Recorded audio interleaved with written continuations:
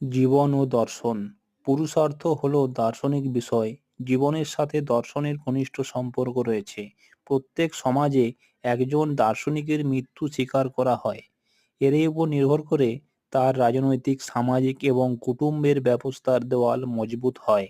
যে সমাজ নিজের ব্যক্তিত্ব এবং সমস্ত জীবনের কেবল প্রতীয়মান উপযোগিতার আধারে চলতে থাকে তাকে কঠিন সমস্যার সম্মুখীন হতে হয়, কারণ এতে একটি আদর্শ অপর একটি আদর্শকে প্রতিঘাত সৃষ্টি করে।